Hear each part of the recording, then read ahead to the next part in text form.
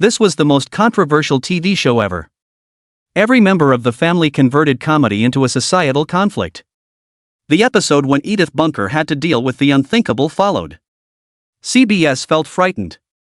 Prior to its broadcast, the network had to set up private screenings for law enforcement and medical professionals. Local stations threatened to boycott. For almost a month, production halted while officials discussed whether to cancel the show completely. It revolutionized television forever and attracted 40 million viewers when it eventually broadcast. Here's the full backstory on that scene. A tense connection between a father and son and a British program were the beginning of it all. After reading about a British sitcom called Till Death Us Do Part, Norman Lear claimed to have gotten the concept for All in the Family. It made him think of his own father, who would shout at his mother to stop, and she would respond by calling him the most lazy white guy he had ever seen at length. Later on in the history of American television, these lines would become famous. However, in 2025, an unforeseen event occurred. Sally Struthers, who portrayed Gloria in the show, asserted that it was Carol O'Connor who, while in the UK, came upon the British series. She said that he presented Lear with the concept directly, but he was eventually denied credit. For decades, until Lear's death, she kept the story to herself. Before making it public. Everyone's preconceived notions about how the show started were altered by that. The journey to television wasn't easy. Late in 1968, ABC produced the initial iteration of the program, which was titled Justice for All. Archie Justice, performed by Carol O'Connor. His wife, Edith, was portrayed by Jean Stapleton. ABC, however, changed their mind. Turn On, a rowdy and offensive sketch program, had just been cancelled around the same time. Following just one episode, it scared them away from anything too dangerous, and Lear's pilot had no chance. However, the concept was not yet dead. DC requested to try again.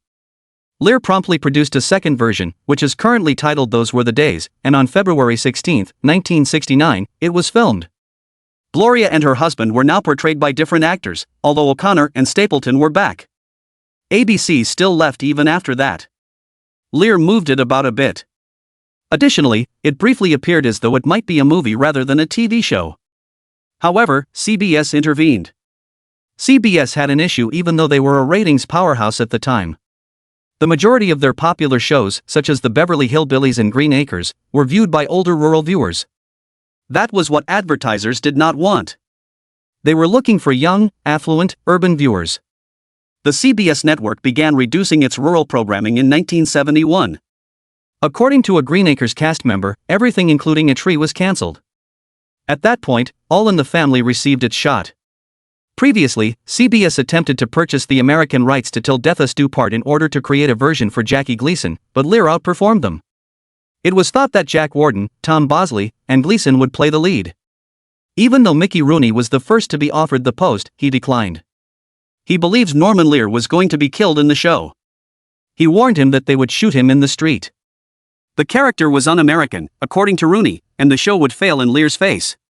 That didn't happen. Rather, Carol O'Connor was cast in the part that would eternally define him.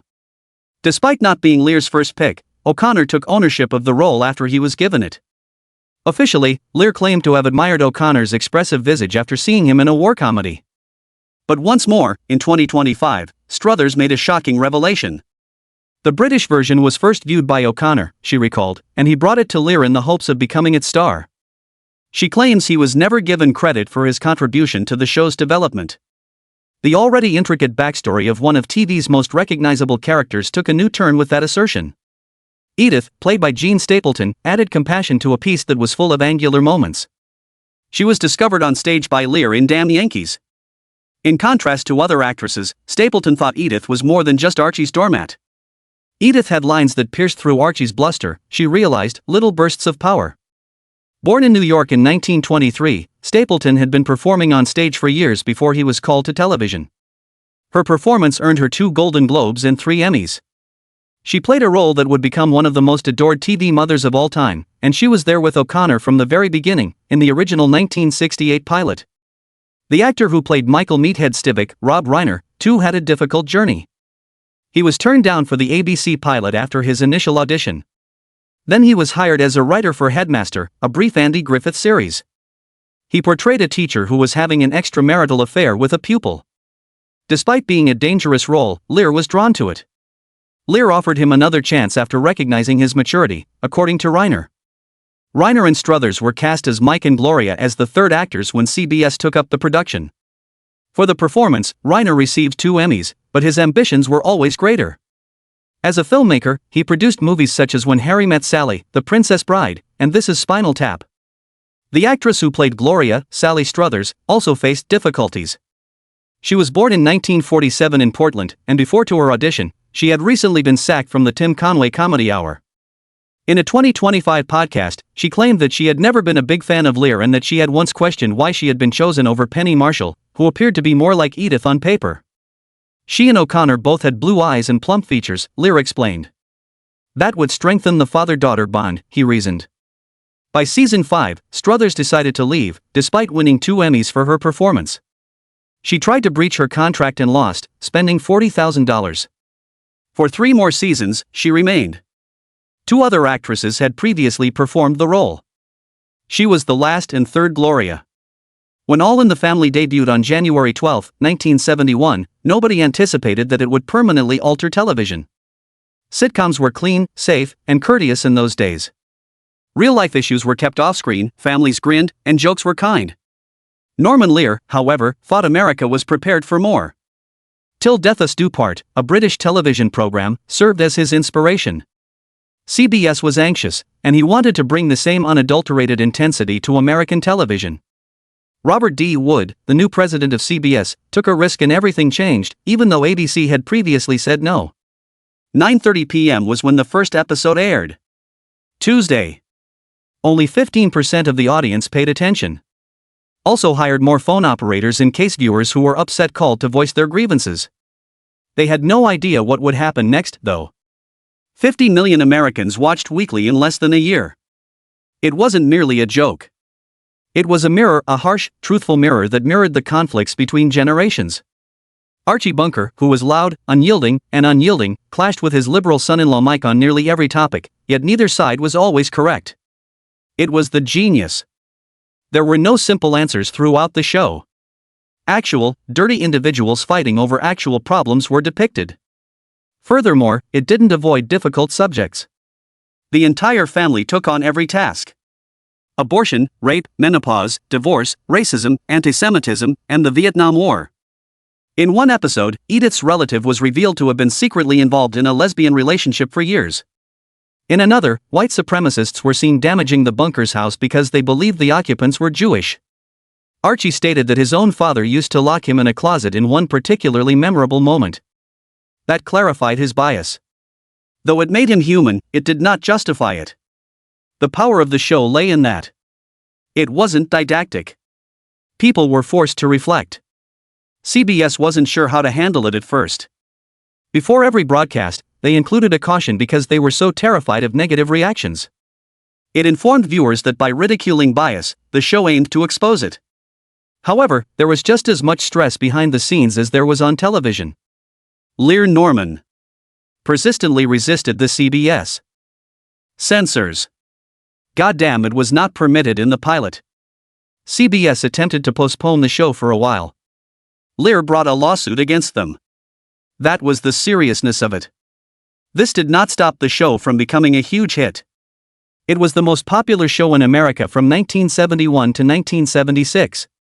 That was something no other show had ever done. For Best Comedy Series, it took home 4 consecutive Emmys. It took home 22 Emmys overall. Was 74 times nominated. Carol O'Connor won several accolades for her role as Archie. California, Here We Are, an episode from 1979, was one of his most well-known. In the same year, 40.2 million people watched the series finale. Furthermore, the story continued after it finished. All in the Family had 205 episodes over 9 seasons. Then it became Archie Bunker's place, which operated for 4 more years.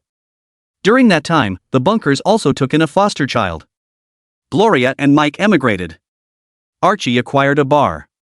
The show continued to change. 5 spin-offs were also produced, such as The Jeffersons, which ran for 11 seasons and actually outlasted the original. By its conclusion, All in the Family had created a television universe that was unmatched by any other. The most explosive moment, however, may have occurred on Christmas Day in 1976. We called the episode The Draft Dodger. Highlighted David Brewster, a young guy who had escaped to Canada in order to avoid being a combatant in Vietnam. No one viewed David as a villain. He was composed, considerate, and truthful. Without alerting Archie, Mike extended an invitation to Christmas dinner to him. Additionally, Pinky Peterson, whose son lost his life in the war, was invited by Archie. It was a vicious fight. David made an effort to justify his decision. Archie was incensed. Mike defended him, saying it took a lot of courage for David to do what he did. Among the show's most intense episodes ever was this one. But something was wrong. Archie said, "I don't want to talk about that goddamn war anymore," at a pivotal point. CBS became alarmed. They pushed for a change in the line. That fucking war turned into that. And there was no denying the overdub. Lear was incensed. The scene lost its emotional impact due to the alteration. However, despite the edit, the show had a strong impact. The season's maximum viewership of 34.5 million was attained by it. The episode's timing couldn't be more ideal.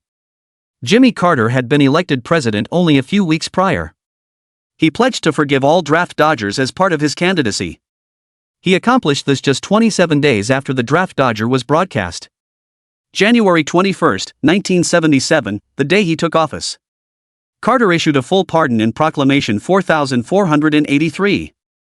People like David Brewster, who was a fictional character, can suddenly return home. There had been roughly 50,000 actual Americans living in exile. That particular TV show had recorded the precise moment when the nation made a change.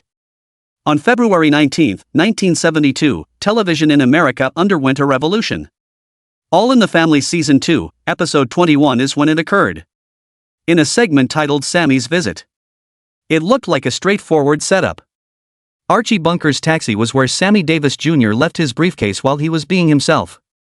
He came to retrieve it from Archie's house. What followed, however, stunned the nation and created television history. It was already well known that Archie Bunker was the most overtly racist figure on television. He spoke about the coloreds, for example, and viewed the world from a limited, bigoted perspective. Because of this, viewers knew something dramatic was about to happen when one of America's most popular black singers entered Archie's house, but they were not prepared for what ultimately transpired. It was actually Sammy Davis Jr. who came up with the idea for the episode. In 1972, he stated on The Tonight Show that he hoped to be on All in the Family. In order to bring Sammy and Archie together, author Bill Dana devised a plot. The notion was too fantastic to ignore, but series creator Norman Lear was concerned that it may come across as a gimmick. Filming started, and Sammy was anxious. He even requested cue cards, but John Rich, the director, refused. The same conditions have to be met by all performers. When Archie made his typical racist comments, Sammy didn't bat an eyelid. He delivered every line as the cameras rolled. Answered them with sarcastic wit and scathing retorts. The crowd adored it. As Sammy subsequently clarified, and it did. Despite his attempts at civility, Archie's actual emotions continued to surface. That strain reached a breaking point. And then the kiss, the last moment, was not romantic. It was unexpected and strong. Before heading out, Sammy turned and kissed Archie's cheek. The crowd exploded. For 38 complete seconds, they cheered, clapped, and laughed. In TV history, it was one of the longest reactions. The chuckle had to be cut short because it went on for too long, according to director John Rich. Here's how he put it. Then he's kissing. When we entered, Archie gave us that startled expression. The audience then simply lost it. However, this particular moment was more than just amusing. It was an audacious claim. It was unheard of for a black guy to kiss a white man on American television in 1972. When you consider that it was Archie Bunker, the public face of intolerance, it turns into a social explosive. 5 years prior, legislation prohibiting interracial marriage had been finally overturned by the U.S. Supreme Court. That occurred with the Loving v. Virginia ruling in 1967. It was unlawful for black and white individuals to marry in 16 states prior to that. Sammy's earlier scars were still raw when she kissed Archie. Interracial kisses on television had previously occurred. In Star Trek, Captain Kirk was shown kissing Lieutenant Uhura in 1968. Particularly from viewers in the South, hate mail was sent about that moment. Thus, picture the indignation when two men, one white and one black, met. Exchanged a physical embrace on national TV. It was only going to be another birthday. Watching All in the Family on October 16, 1977, more than 40 million Americans tuned in. That night, they witnessed more than just a sitcom. A cultural earthquake occurred. Edith Bunker, played by Jean Stapleton, turned 50. The episode started out with a laugh. Her family was preparing an unexpected celebration. Edith was on her own at home. Holding out. A man came to knock on her door. "I am a police detective," he said. He told lies. No one needed his protection. The danger was him. Although he went by Detective Lambert, he was a predator. The strain grew gradually. Edith tried to remain composed. She talked endlessly, took calls, and did everything she could to put him off. Subsequently, Archie briefly entered to retrieve a bowl of punch. In the closet, the man hid. He warned Edith that he would kill them both if she said even a single word. The timer for the oven rang. The birthday cake was burning, Edith informed him. He discharged her. Not all she did was take the cake. Her one chance, she seized. She rushed after slamming the hot pan into his face. She passed out in Archie's arms a few minutes later during her surprise celebration. The crowd was in disbelief. The laughter had given way to tears. The sitcom had become a lifeline. This was not a haphazard decision. The creator of the show, Norman Lear, had a goal. Wished to demonstrate that sexual assault occurs to more than just young women or in alleyways. Anyone, even Edith, could experience it, but Edith is particularly vulnerable. Lear made contact with Gail Abarbanel, who was in charge of the Santa Monica Rape Treatment Center. He had one question for her. What message would you like to convey about rape to 40 million people? She didn't only reply. She entered the writer's chamber. Alongside them, she rewrote scenes. Formed the narrative. Checked to make sure it wasn't spectacular. Lear even handed Edith the idea from another show because he felt it would have a bigger impact. The cake wasn't the end of the tale. The following week, part 2 of the episode was broadcast. Edith was seen crying, straining, and hiding. She was reluctant to report it. She held herself responsible. She was skeptical. However, she ultimately came to a choice. She recognized him.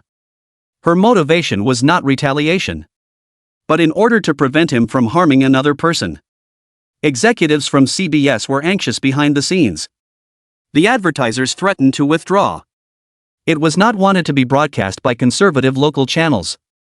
It was 9 p.m. Family time. Despite the fact that this was intended to be a comedy block, Lear remained firm. He shoved ahead. Long before the show premiered, CBS arranged private screenings for police, medical professionals, and therapists. They wanted experts to understand the thoughts and reactions of victims. How can I help? The true content of the episode was not printed by the newspapers. All they wrote was that Edith was having a crisis. The crowd, however, knew and continued to observe. Not only was All in the Family the top show that year, it became a reflection of a nation evading a harsh reality. This storm had Carroll O'Connor at its core. He portrayed Archie Bunker, the obnoxious, unyielding, archaic man with outmoded opinions. However, O'Connor was the exact opposite. He was a supporter of unions. He had faith in individuals. And he didn't hesitate to put everything on hold to demonstrate it. In 1974, there was a strike at CBS. There were picketing maintenance workers. O'Connor made no hesitation. He was unwilling to go too far. Filming ceased. "I've always been a trade union man," he told reporters. "A strike won't be broken by me." This was no minor demonstration. He was the star of America's most viewed television program. And he left. The connection between Norman Lear and O'Connor was contentious. They argued frequently about politics, money, and screenplays. O'Connor was forthright. Lear was accused by him of attempting to damage his reputation. O'Connor was overly exacting, in Lear's opinion. Nevertheless, they persisted in their efforts since a greater good was involved. O'Connor even stated that the show might continue without him in one interview. He indicated that before Archie gets home, "A lot is going on in the Bunker house." He was more than a bluff. Though he wasn't scared, producers had actually talked about writing him out. If it was the proper cause, he was prepared to walk. The incident wasn't the first. When CBS attempted to replace qualified technicians with machines in 1972, employees went on strike for 8 weeks. They stood with O'Connor. Strikebreakers were not acceptable to him.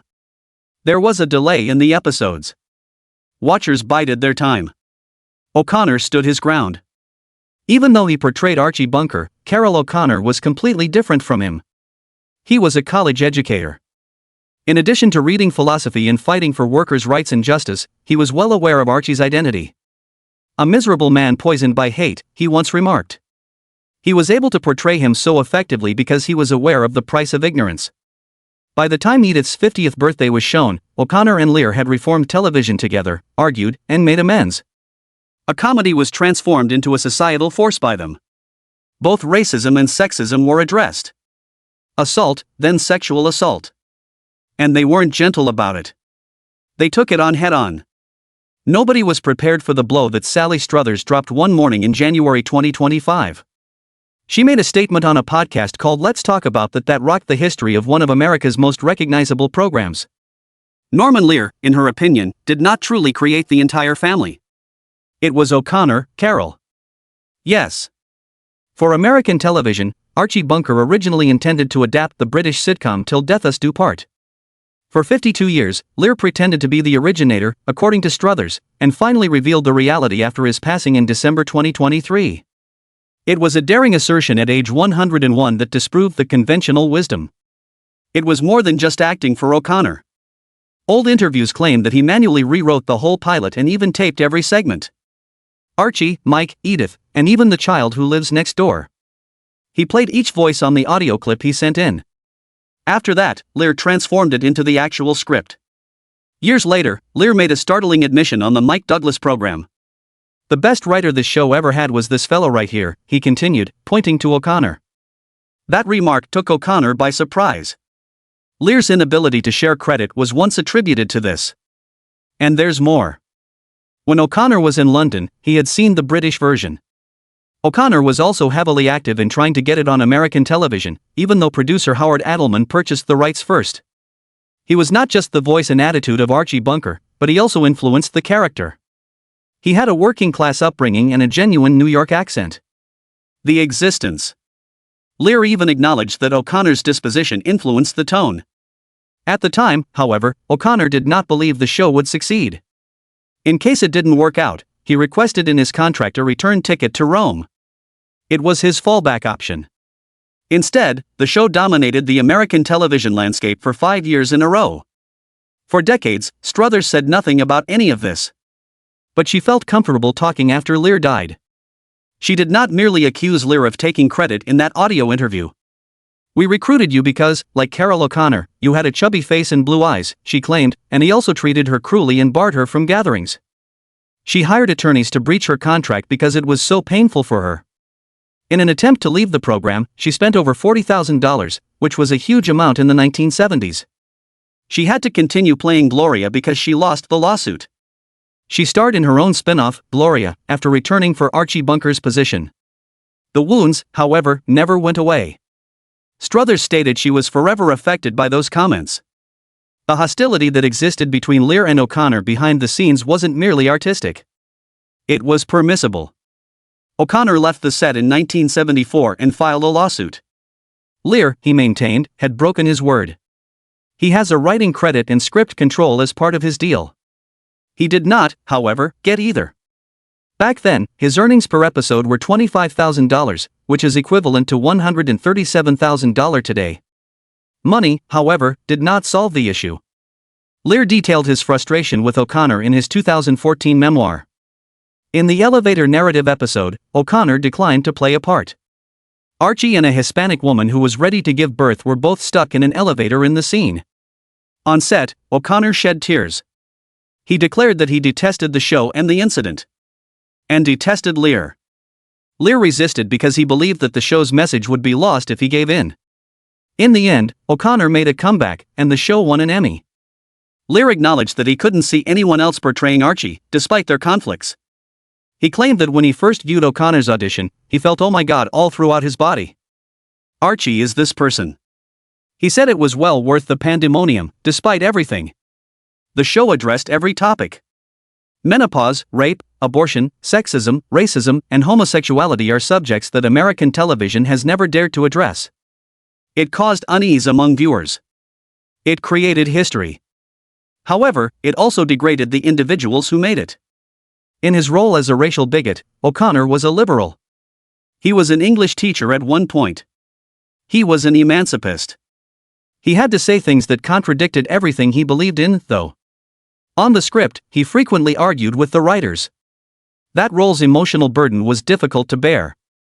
And the conflict wasn't limited to the creators. The cast was not without its flaws. Additionally, Struthers discussed Betty White in the podcast, labeling her passive-aggressive. She didn't need a cookie, so White warned her not to eat one while they were filming a game show. Struthers remembered that one incident, that small remark, for years.